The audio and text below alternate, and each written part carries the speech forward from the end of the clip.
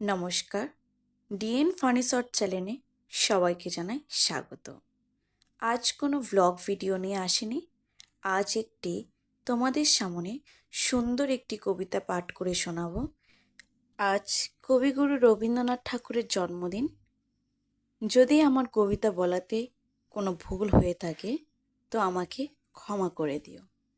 কবিতার নাম হচ্ছে হঠাৎ দেখা। রেলগাড়ির কামরায় হঠাৎ দেখা, ভাবিনি সম্ভব হবে কোনো দিন। আগে ওকে বারবার দেখেছি, লাল রঙের শাড়িতে ডালিম ফুলের মতো রাঙা।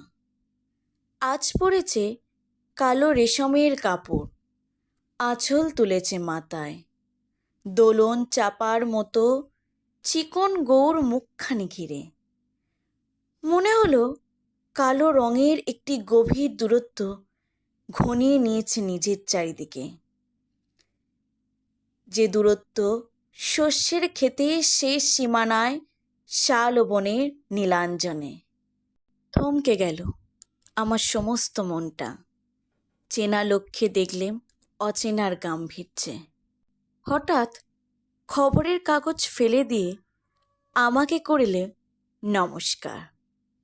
সমাজবিধির পথ গেল খুলে, আলাপ করলেম শুরু, কেমন আছো, কেমন চলছে সংসার ইত্যাদি।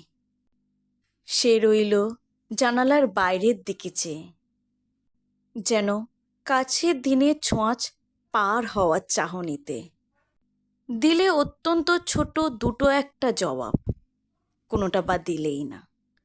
বুঝিয়ে দিলেন হাতের অস্থিরতায়, কেন এসব কথা, এর চেয়ে অনেক ভালো চুপ করে থাকা। আমি ছিলাম অন্য এক বেঞ্চেতে ওর সাথীদের সঙ্গে। এক সময় আঙুল নেড়ে জানালেন কাছে আসতে। মনে হলো কম সাহস নয়। বসলুম ওর এক বেঞ্চেতে। গাড়ির আওয়াজের আড়ালে বললে মৃদু স্বরে, কিছু মনে করো না, সময় কথা সময় নষ্ট করবার। আমাকে নামতে হবে পরের স্টেশনে, দূরে যাবে তুমি, দেখা হবে না আর কোনো দিনে। তাই যে প্রশ্নটার জবাব এতকাল থেমে আছে শুনব তোমার মুখে, সত্য করে বলবে তো? আমি বললেম বলবো। বাইরের আকাশের দিকে তাকিয়ে শুধলো, আমাদের গেছে যে দিন একেবারেই কি গেছে, কিছুই কি নেই বাকি।